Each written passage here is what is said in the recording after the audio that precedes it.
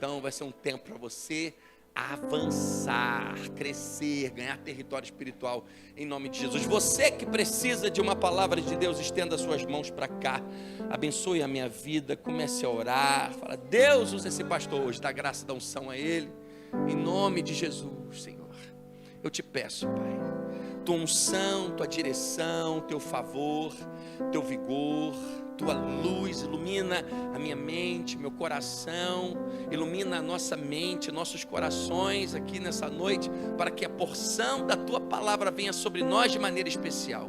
Nós te agradecemos. Espírito de Deus, fala no nosso meio, aqueles que estão em casa, aqueles que estão aqui. O Senhor conhece o que estamos vivendo e sabe exatamente o que necessitamos da porção para nos renovar, para nos restaurar, para nos direcionar, para nos curar, para nos libertar, para nos despertar, Pai. Desperta-nos nessa noite com a tua verdade, com o poder da tua palavra, no nome de Jesus. Amém e amém. Glória a Deus. Essa semana foi uma semana onde o Brasil perdeu um dos maiores, ou o maior comunicador que a nossa nação já teve. Silvio Santos partiu, não está mais nessa terra, e todo mundo postando coisas de Silvio Santos. E a verdade é que o Silvio Santos é um cara que, quando você observa, é uma trajetória de vitória. A vida dele é uma trajetória de vitória. E você vê nas falas dele, em tantas coisas, declarações que ele falava. Ele era judeu, conhecia muitas coisas das escrituras. Segundo o pastor André Valadão, ele aceitou Jesus com ele lá. Mas você vê que Silvio Santos tinha muitas falas muito interessantes, carregadas de bons princípios, acerca de família, acerca de integridade, acerca de tantas outras coisas. E tem um vídeo dele que ficou circulando essa semana, que era um vídeo que ele falava assim: quando o homem justo está com a razão, Deus é o seu advogado. Mas quando o homem não está com a razão, o diabo é o seu advogado e Deus é o seu juiz. E ele termina dizendo: porque o bem sempre vence o mal. O mal pode vencer, ter vitória sobre nossa vida durante alguns momentos, mas o bem sempre vai prevalecer contra o mal, porque não faria sentido a nossa existência e vivermos se o bem não vencesse o mal. E a verdade é que eu fiquei pensando sobre isso, e Deus começou a falar algumas coisas no meu coração, encher meu coração de paz e com uma palavra, com uma porção da palavra de Deus. Porque a verdade é que nenhum problema que a gente possa viver, a enchente do Rio Grande do Sul, as torres gêmeas de Nova York que foram derrubadas pelos terroristas, tantas outras coisas que aconteceram, guerras, aviões que caem, tudo isso acontecendo não tira Deus do trono e não significa que Deus perdeu o controle de alguma coisa. Em todas as coisas que a terra possa estar sendo abalada e sacudida, Deus continua no trono reinando. Pode parecer que Satanás, que os demônios tiveram vitória, alguma coisa, mas não. Existe alguém com controle de todas as coisas, reinando absoluto no trono. Independente das coisas que possam estar acontecendo, Deus está no trono reinando. Independente das turbulências da vida que você possa estar vivendo agora, coisas que você possa estar experimentando, independente se a sua vida está sacudindo no momento, Deus está reinando no trono. Isso você pode colocar em seu coração, ter essa certeza, encher o seu coração de fé e saber: não, Deus está no mesmo lugar. Os abalos da terra não abalam o trono de Deus. Os abalos da minha vida não abalam as coisas que eu possa estar vivendo. Tem uma história que eu já contei, eu acho que eu não contei aqui. Uma moça que foi viajar pela primeira vez de avião, muito temerosa, tinha muito medo, entrou no avião e o avião começou a tremer depois que levantou o voo e passou por um momento, até que entrou em um momento de turbulência. Tinha um menino do lado dela, sentado na cadeirinha, com o telefone, um joguinho. E o menino estava, o voo todo no joguinho dele, no joguinho. E o avião começou a tremer, começou a sacudir. E a mulher olhava para aquela menina, ficava desesperada: como é que pode esse avião sacudindo? Eu desesperada, com medo de morrer, esse menino. Não tira os olhos desse joguinho e fica rindo ainda. A mulher, aquilo estava fazendo mal à mulher. Até que a turbulência piorou. Caíram malas e o avião começou a tremer, as portas se abrindo e o garoto nem aí. A mulher olhando, fala: ah, garoto, não aguento mais. Você que não está vendo que as malas estão caindo, está tudo aí, estou desesperado, todo mundo doido, você fica aí nesse joguinho, porcaria. Parece que você nem está preocupado. Ele falou: não estou mesmo não. Minha senhora, fique tranquila, meu pai é o piloto, o avião não vai cair. Preste atenção, teu pai é o piloto, o avião não vai cair. Fala para alguém que está do teu lado: teu pai é o piloto, esse avião não vai cair. Não vai cair. Teu pai é piloto, está no controle das coisas. Eu quero ler um texto com você que está no livro de Isaías.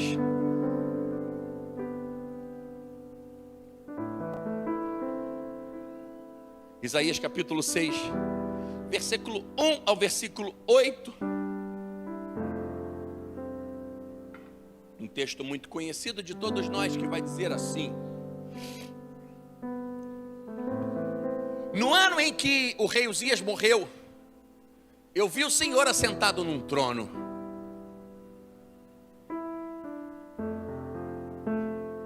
alto e exaltado. Ou seja, no ano que Uzias morreu, eu vi o Senhor. Não é interessante? Porque ele não começou falando: em determinada hora eu vi o Senhor apareceu para mim. Não, no ano que Uzias morreu, porque a morte de Uzias marcava um momento. Eu vi o Senhor assentado num alto e exaltado, e a aba de suas vestes enchiam o templo. Acima dele estavam os serafins, que cada um deles tinham 6 asas, com 2 cobriam o rosto, com 2 cobriam os pés, e com 2 voavam. E proclamavam uns aos outros: santo, santo, santo é o Senhor dos exércitos, a terra inteira está cheia da sua glória. Mateus, quando eu acelerar, você acelera, você bota essa mão nesse teclado. Ao som das suas vozes, os batentes das portas tremeram, e o templo ficou cheio de fumaça. Então gritei: ai de mim, estou perdido, pois sou homem de lábios impuros e vivo no meio de um povo de impuros lábios. Os meus olhos viram o Rei, o Senhor dos exércitos. Logo um dos serafins voou até mim, trazendo uma brasa viva que havia tirado do altar com uma tenaz. Com ela tocou a minha boca e disse: veja, isso tocou os seus lábios, por isso a sua culpa foi removida e o seu pecado será perdoado. Então ouvi a voz do Senhor conclamando: quem enviarei? Quem irá por nós? Isaías. E eu respondi, quando ele escuta o clamor do céu: quem enviarei? Quem irá por nós? Isaías diz: eis-me aqui, Senhor, envia-me a... Um clamor do céu.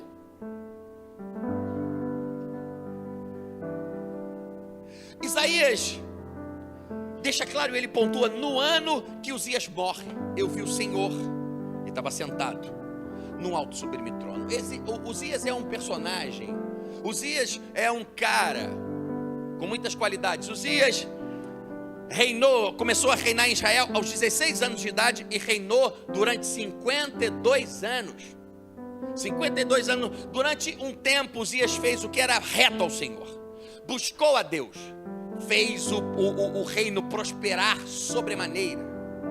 Durante um tempo ele fez aquilo que agradava a Deus, ele honrou o Senhor, ele andou nos caminhos do Senhor, andava reto diante do Senhor. Deus prosperou, ele guerreou, ele demoliu muros, ele conquistou terras, ele edificou cidades, ele fortaleceu o reino de maneira poderosa, porque Uzias era um cara diferenciado.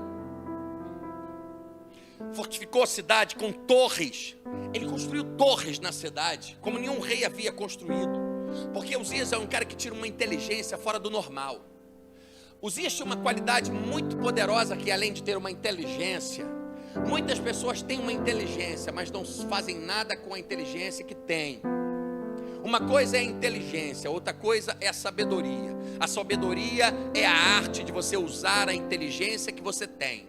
Muitas pessoas que podem ter um nível mais baixo de inteligência, mas possuem um pouco de sabedoria e sabem fazer alguma coisa com a inteligência que têm, podem prosperar mais com alguns que são mais inteligentes, que prosperaram mais intelectualmente, porque não tem sabedoria nenhuma e não sabem fazer, não sabem pegar o conhecimento, pegar a inteligência e transformar aquilo em alguma coisa sólida,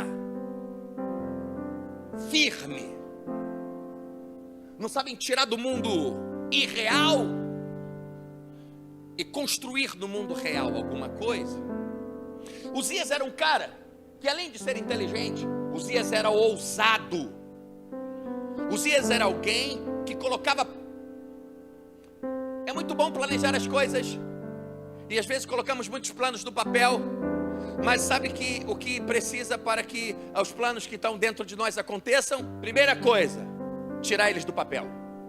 Ter coragem, muitas vezes, de colocar para fora aquilo que Deus colocou aqui dentro. Muita gente não vive nada diferente em sua vida porque tem medo de realizar, de encarar desafios e de construir alguma coisa e dar passos de fé e ir em frente e colocar para fora, através das suas ações, aquilo que nasce aqui dentro. Tem muita gente muito inteligente que vai morrer cheio de ideias e duro, sem prosperar, sem viver coisas maiores, porque é inteligente pra caramba. Você conversa com gente, pelo amor de Deus, já conversa com gente. Meu Deus, esse cara é um crente, essa pessoa, meu Deus do céu, como é que essa pessoa está nessa situação? Porque é muito boa de pensar, é muito boa de planejar, é muito boa de entender, é muito boa de, é muito inteligente, mas é fraca para construir, para edificar, para colocar do lado de fora. Uzias fortaleceu grandemente seu exército, e Uzias cavou poços. Alguns relatos bíblicos dizem que Uzias fazia guerras com grande poder. Curiosidade sobre Uzias: ele é um cara tão inteligente que ele inventava máquinas de guerra. Ele pegava e inventava máquinas que soltavam muitas flechas ao mesmo tempo, pegando fogo. Inventava catapultas que não jogavam uma pedra não, jogava 10 de uma vez só. Ele começou a pensar coisas. Ele separou um grupo de homens e colocou os homens diariamente, o tempo todo, pensando, maquinando para fabricar armas de guerra diferentes, para quando eles fizessem guerra surpreendesse seus inimigos. Então ele era inteligente e fazia alguma coisa com a inteligência que ele tinha. Ele agia. Preste atenção, para algumas pessoas aqui, Deus está gritando e falando claramente: o que está faltando com você não é Deus intervir, o que está faltando para você é você agir. Talvez o que possa estar faltando é ação, é coragem, é determinação, é foco, é se levantar.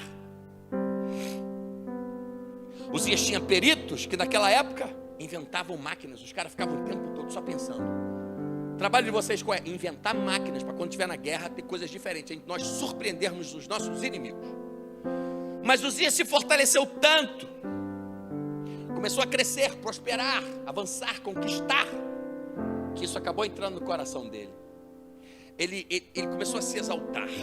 E o problema é que ele quis fazer o que ele não foi chamado para fazer. Aprenda uma coisa que eu vou te ensinar: você não deve fazer o que Deus não mandou você fazer. Existem muitas pessoas que, graças a Deus, em Guapimirim não deve ter ninguém aqui assim, né? Pessoas que se metem na guerra dos outros. Não basta a guerra que elas têm, elas querem comprar as guerras dos outros. Às vezes você fala: mulher, pelo amor de Deus, isso é problema deles, não é nosso. Cara, isso aí é o problema. E às vezes as pessoas querem, pessoas boas, mas querem comprar as brigas de todo mundo. Tem briga, tem situações que Deus não mandou você colocar a mão. Uma vez eu lembro que eu ia abençoar um cara na rua. Ele entrou na minha loja, queria pedir um dinheiro, não sei o quê. Quando eu tirei o dinheiro que ia abençoar, o Espírito Santo falou: não. 2 vezes eu passei por isso. Uma vez um cara que eu tirei da rua, levei para centro de recuperação e foi converteu, ajudei e tal, não sei o que. Um dia encontrei ele numa vigília e não sei o que, vou comprar barraca de cachorro quente, botei a mão no bolso. Quando eu fui fazer, Deus, não. Porque às vezes ele está numa guerra, às vezes ele está num processo, que Deus fala: estou tratando com ele, deixa ele comigo, o negócio comigo, não se mete nisso não. Uzias começou a se exaltar tanto que ele começou a querer fazer o que ele não foi chamado para fazer. Segundo a Crônicas 26:16, quando Uzias se tornou poderoso, também se encheu de orgulho seu coração, o que o levou à ruína. Pecou contra o Senhor seu Deus, ao entrar no santuário do templo do Senhor para queimar incenso no altar de incenso. Isso era algo que cabia ao sacerdote fazer. Então ele se meteu a besta a querer fazer o que ele não foi chamado para fazer, aquilo que Deus não havia, Deus tinha dado para ele comandar, para ele ser o rei. Ele não era o sacerdote, mas ele achou que ele era o cara, tinha tanta inteligência, estava tendo tanto sucesso, que falou: isso é uma porcaria, isso aí não é nada não, isso é eu meto a mão e faço.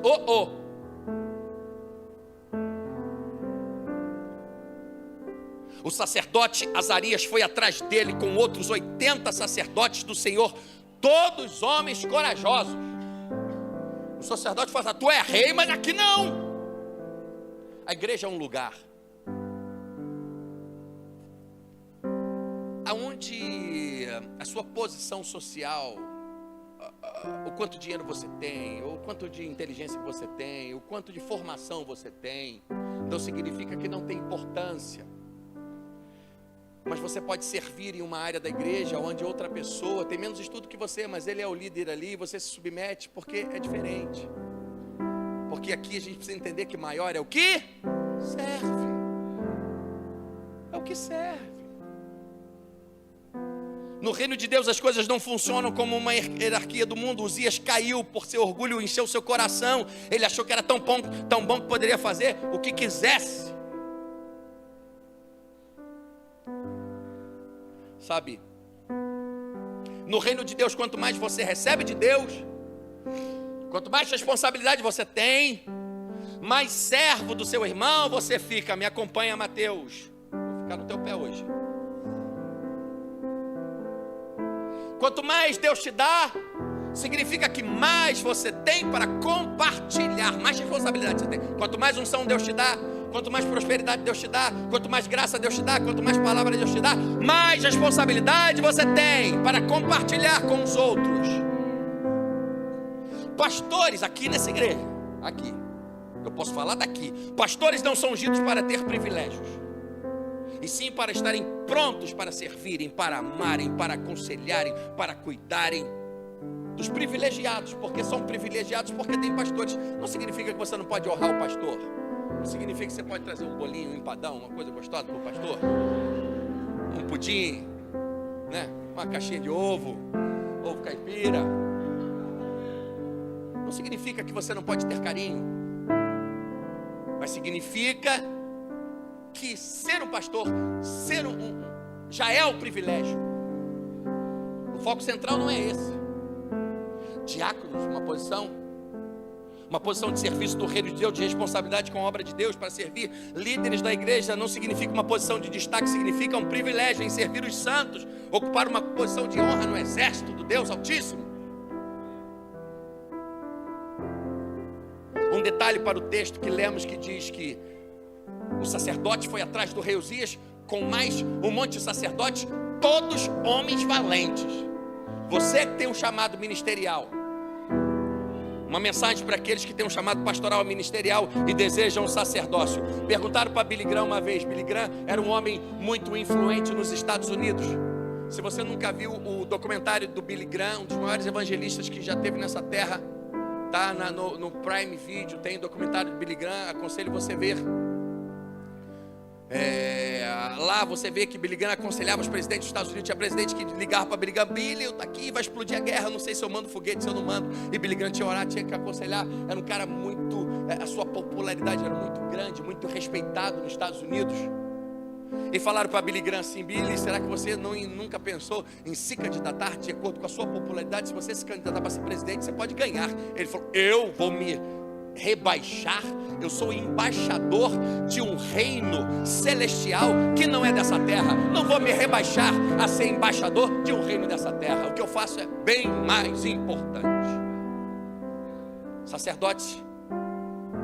O sacerdote é um lugar para homens valentes. Homens fracos não aguentam a jornada, mulheres fracas não aguentam a jornada do sacerdócio. Uzias foi aquilo tudo e fez a nação prosperar como nunca, conquistando, crescendo, edificando torres, expandindo o território. Só que a morte de Uzias marcava o fim de um tempo. Uzias é um rei que levou a nação a prosperar. Uzias era um cara que empolgou todos com as suas ações, com aquilo que ele fazia. Israel cresceu, Israel prosperou, coisas aconteceram. Então quando Uzias morre, as pessoas olham assim, meu Deus, o que vai ser da gente? O homem morreu. O homem morreu. O cara cabeção, o que realizava, o que fazia, o que levava o exército à frente, ele morreu. E agora? No ano que morre, o que acontece com Isaías, que os estudiosos dizem e testificam, que Isaías poderia ser primo, poderia ser sobrinho, poderia ter um grau de parentesco com o rei. Então Isaías tinha um título de profeta. Isaías era um novo aqui ainda, era um rapaz novo, mas Isaías já tinha um título de profeta, que muitas pessoas do reino questionavam, como diziam assim, ele é um profeta porque ele é sobrinho do rei, ele é primo do rei, ele tem um conchavo com o rei, então ele é profeta porque é isso com o rei. Então no ano que morreu o rei Uzias, que atestava, que aprovava o ministério profético de Isaías, no ano que ele morre, Isaías tem um encontro com Deus. Quando Isaías perde algo que pode ser importante, Deus aparece. Fique tranquilo se você acabou de perder algo, porque geralmente quando a gente perde algo, é o momento que Deus aparece. Era como se todo olhasse assim, meu Deus, o homem morreu, e agora? O que Deus vai fazer sem Uzias na terra? Até parece que Deus não era Uzias que precisava de Deus, parecia que era Deus que precisava de Uzias. E às vezes parece que algumas coisas acontecem que a gente olha, meu Deus, como é que vai ser agora? Como é que vai ser agora? Nada. Deus continua no trono, reinando apesar daquilo que esteja acontecendo na terra. Uzias morreu, mas Deus está no trono. Aconteceu algo com você, mas Deus está no trono. Até uma turbulência, alguma coisa aconteceu, você perdeu algo, Deus continua no trono.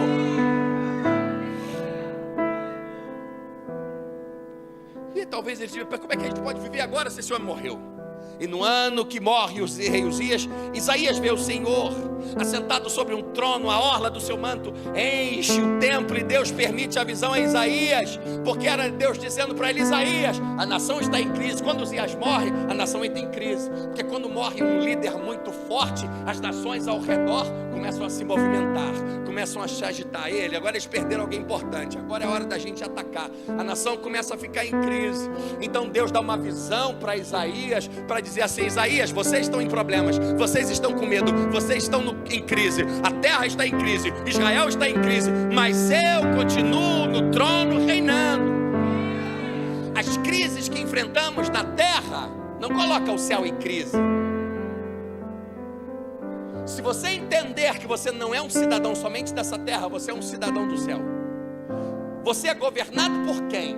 Nós respeitamos os governos da terra, honramos, devemos andar de acordo com as leis.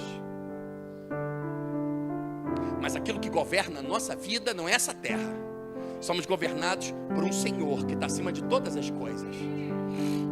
As nossas crises não abalam o trono de Deus.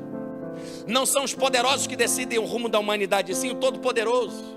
Não importa o que esteja acontecendo no mundo, da nação, na natureza ou em qualquer lugar, Deus está no controle, no trono, reinando.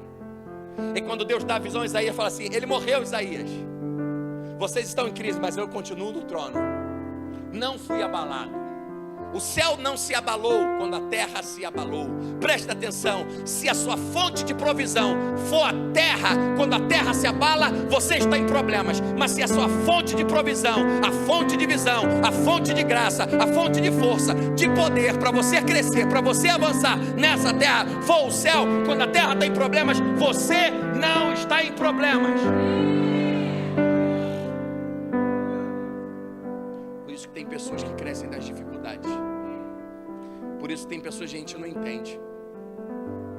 Desmorona tudo e o cara sai do outro lado melhor do que entrou. Meu Deus, como é que aconteceu isso com esse homem, com essa mulher? Como é que esse cara pode crescer tanto assim? A fonte, ele está bebendo de uma água. O que Jesus fala para a mulher? Se beber desse poço, você vai ter sede. Mas se beber da água que eu te dou, tu nunca mais voltará a ter sede. Jesus estava dizendo para ela, se tu fizer da tua fonte de alimentação, da tua fonte de energia, somente os poços dessa terra, você volta a ter sede, tem que ir no poço toda hora. Mas se tu fizer da fonte de busca de energia de mim, vou saciar a tua sede como nunca antes. Você vai provar de algo que você nunca experimentou. Deus estava mostrando a Isaías que os homens passam, os reinos passam, porém ele não muda, ele não passa, ele não se abala. Precisamos entender uma coisa: as crises que vivemos na terra não são resultados da mudança do céu em direção a nós. As crises que nós vivemos na terra, os problemas que nós vivemos, muitas vezes não são resultantes ou não são resultados de movimentos do céu em relação a nós. Deus fez uma coisa e me deixou em problemas.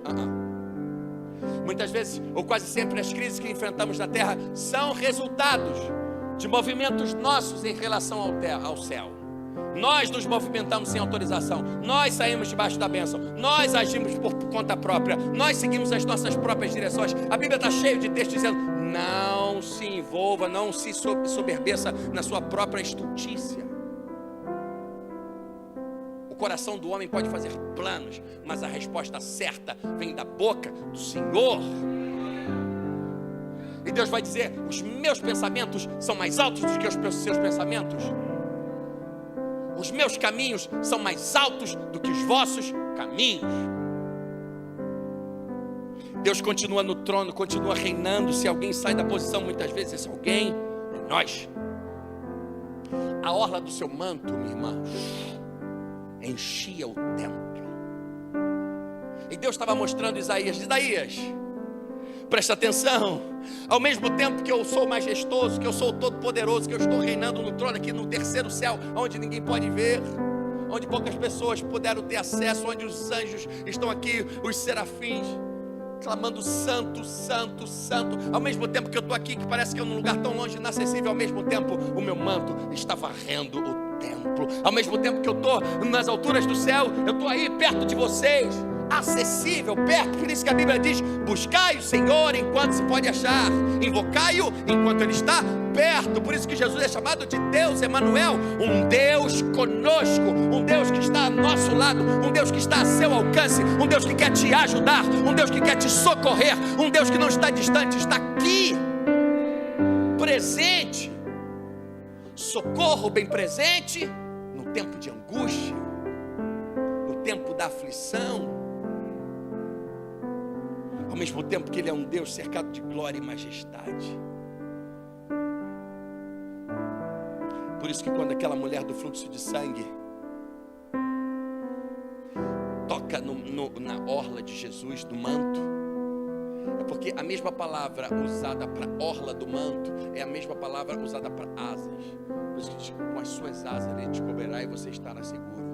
Então quando aquela mulher vai e toca no manto de Jesus, ela entende, ela conhece, ela sabe que é aquele Deus, ao mesmo tempo que Jesus poderia ser alguém, porque ela era pecadora, que poderia não ter acesso, que não merecia, ela sabia que o manto estava acessível, que o mesmo Deus que está no alto, o terceiro céu, o seu manto enche a terra. Então ela vai ousadamente, toca no manto, Jesus para e fala: opa, saiu virtude de mim.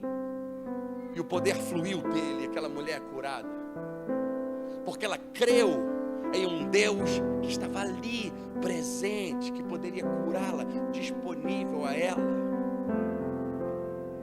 Acima, o texto diz, acima dele havia serafins, cada um com 6 asas, com 2 cobriam o rosto, com 2 cobriam os pés, com 2 voavam, e dizias em alta voz uns aos outros: santo, santo, santo é o Senhor dos exércitos, a terra está cheia de sua glória. Serafins, seres celestiais, exaltados, que adoram a Deus com reverência e temor. Nos dias de hoje, não podemos confundir espontaneidade e liberdade com a falta de reverência.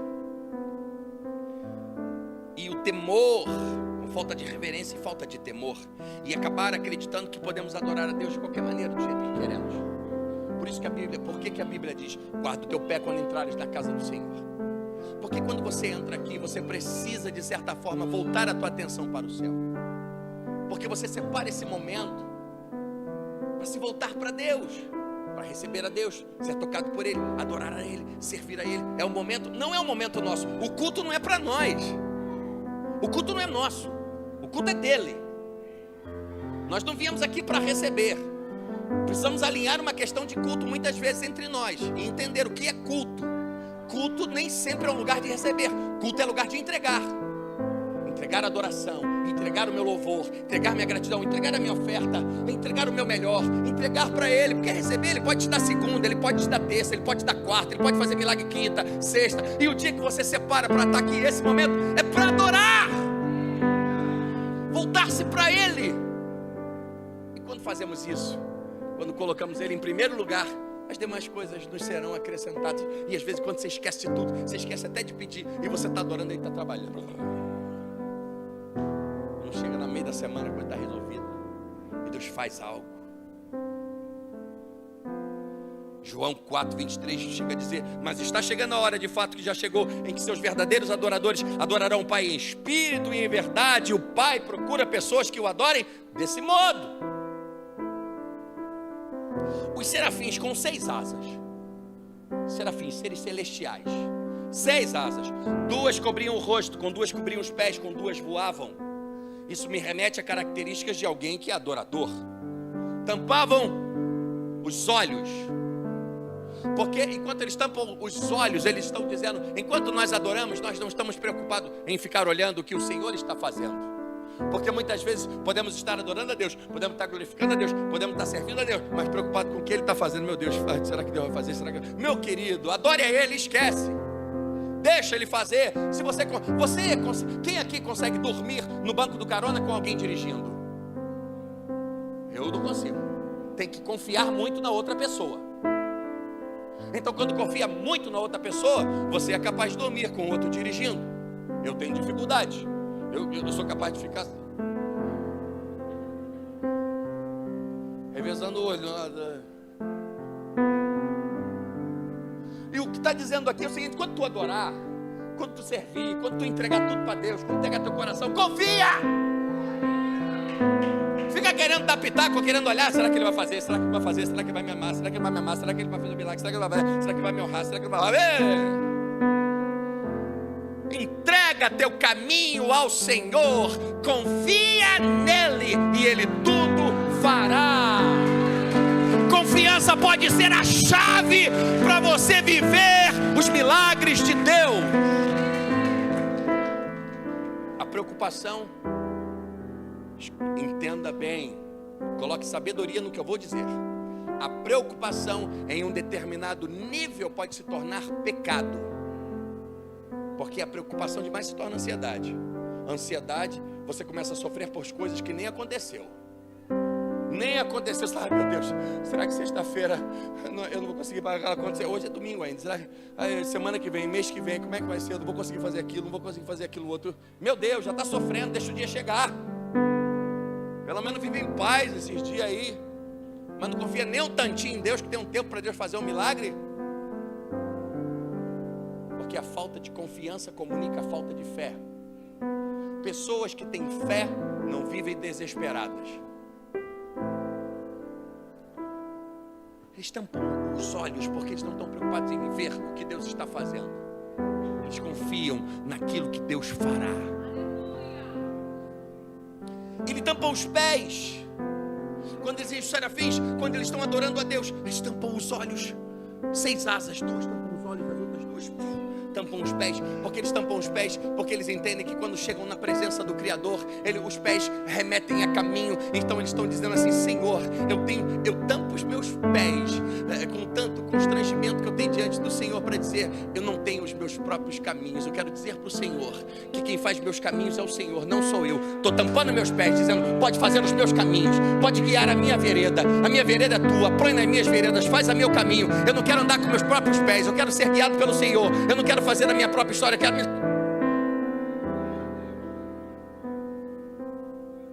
tampam o rosto, eles tampam os olhos e não tampam os ouvidos, porque adoradores precisam estar prontos para ouvir aquilo que Deus tem para dizer.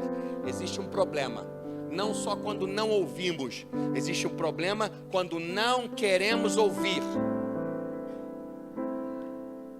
Vocês querem que eu fale abertamente ou que eu fico dando voltinha para vocês?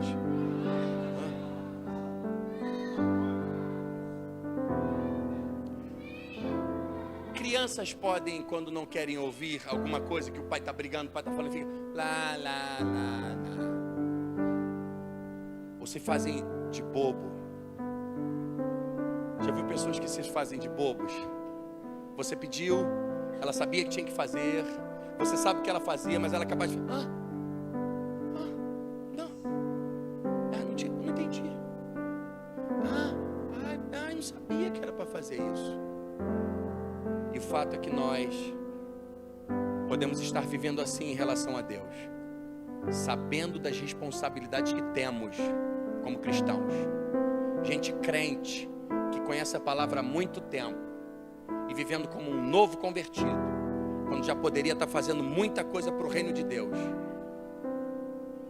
e ainda fica vivendo como um bebê espiritual, em vez de estar trabalhando, está dando trabalho. E Deus precisa contar com você para fazer algumas coisas. E às vezes estamos vivendo temer porque não serve, não se coloca ao dispor de Deus, não fala do amor de Deus, não ora. Não é como, presta atenção, você não tem que ser comprometido somente comigo ou com uma placa, com uma denominação. A igreja que você está, a igreja local que você está servindo, é ali que você tem que servir. Mas acima de tudo, você precisa ser comprometido com Deus e com o seu reino. Tem uma missão, tem uma responsabilidade, tem um comprometimento, tem algo para tu fazer para Deus, uai. Não podemos ser pessoas descomprometidas com o céu. Então eles estão sempre prontos a ouvir aquilo que Deus tem a dizer. O texto diz que esses serafins, quando ele vê, voam cheios de poder. Aí eu lembrei de um texto que tem Ezequiel. Ezequiel vê os mesmos seres celestiais. Ezequiel 1:13 diz assim: os seres vivos eram semelhantes a brasas acesas ou tochas reluzentes. Eram semelhantes a brasas acesas, tochas reluzentes. E relâmpagos pareciam faiscar entre eles. Os seres vivos se deslocavam de um lado para outro rapidamente. Os serafins, os adoradores, os beijos que tampavam o rosto, tampavam os pés, e com os outros voavam. Ezequiel teve uma visão e os serafins eram cheios de poder, voavam como relâmpagos. Adoradores não podem ser hippies, gospel. Podemos enxergar uma geração onde você vai falar com a pessoa que eu sou adorador, mas não nos produz nada. É bom para adorar, mas não é bom para realizar, não é bom para agir, não é bom para fazer. A vida, em vez de parecer um relâmpago, a vida parece que está em câmera lenta. O resultado do poder de Deus na sua vida vai aparecer em seus caminhos. Quer ver se você tem fé? Se tem fé na sua história, olha para trás, enxerga teus caminhos. Você vai ver se tem fé ou se não teve fé na sua história. O resultado que a tua vida produz, o seu nível de fé, o seu nível de adoração, a sua espiritualidade, a sua comunhão com Deus, vai produzir resultados aonde? Só vai falar em língua, só ficar na igreja, só. Eu gosto do mistério, eu gosto. Mas os resultados não aparecem só no pula-pula, ou só no saculeteio aqui não, meu irmão. O resultado aparece lá na tua família, na sua casa, no seu negócio, no seu trabalho. A bênção de Deus instalada. E quando você coloca a mão, a coisa prospera, a coisa anda, a coisa faz. É o movimento de Deus que não é só no culto, é na vida, no dia a dia.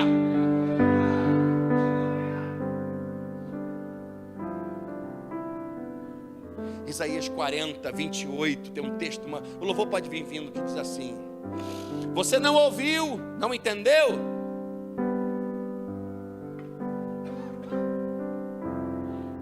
Isaías 40:28. Você não ouviu, não entendeu? O Senhor é Deus eterno, o Criador de toda a terra. Ele nunca perde as forças, nem se cansa. Ninguém pode medir a profundidade de sua sabedoria. Agora que vem a melhor parte. Prepara para você dar glória a Deus bem alto.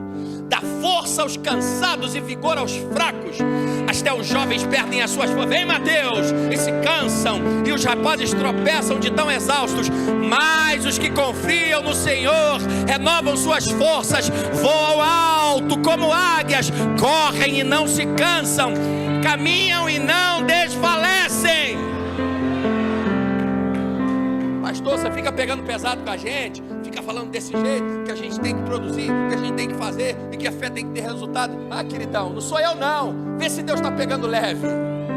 Mas os que confiam no Senhor renovam as suas forças, voam alto como águia. Deus não te criou para dar voo baixo, não. Voam alto como águia, correm e não se cansam. Se você estiver ligado na videira, se a tua fonte de energia for o céu, Ele vai renovar as tuas forças. Caminham e não desfalecem. Hoje é um dia para ser renovado por Deus. Tu entrou cansado, mas tu vais sair com a tua visão ampliada, cheio de sonho, cheio de força, doido para fazer algo novo. Fica de pé em nome de Jesus.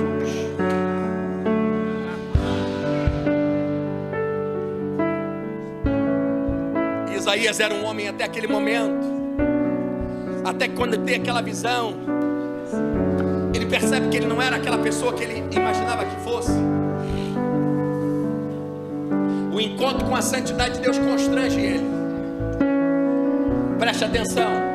Eu não sei se você já experimentou um arrependimento de verdade, não somente da sua conversão, mas de coisas que você pode ter realizado, que você, quando tem um encontro com Deus, quando você é constrangido pela santidade de Deus, você fala: meu Pai, como é que eu pude fazer isso? Aquilo que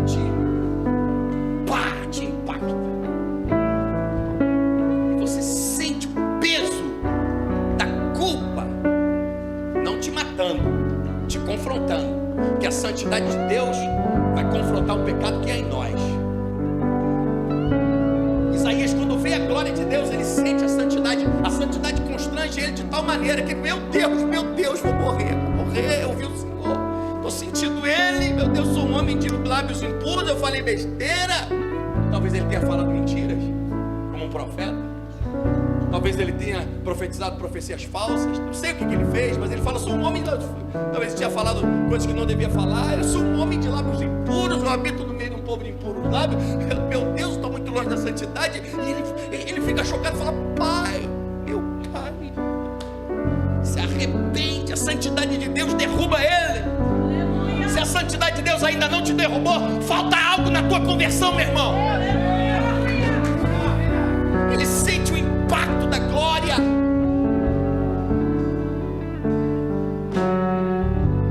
E o anjo vê aquilo e fala: calma aí, vai no altar, pega uma brasa, toca nos lábios aí, a tua culpa foi retirada, teu pecado foi perdoado.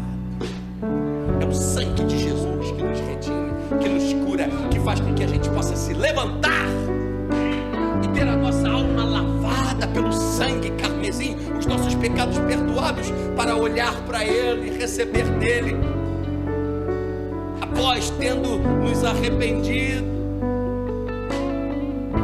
E depois que Isaías faz isso, então Isaías é tocado em seus lábios até que ele escuta o céu clamar. Isaías diante de Deus, a brasa toca seus lábios, ele é perdoado, e o céu olha para ele. Eu imagino Deus olhando para ele, o Pai, o Filho e o Espírito Santo, e Isaías ali e o céu assim: a quem enviaremos? Isaías, fica aqui, por favor. Isaías lá, diante do altar do Pai, no Santo dos Santos.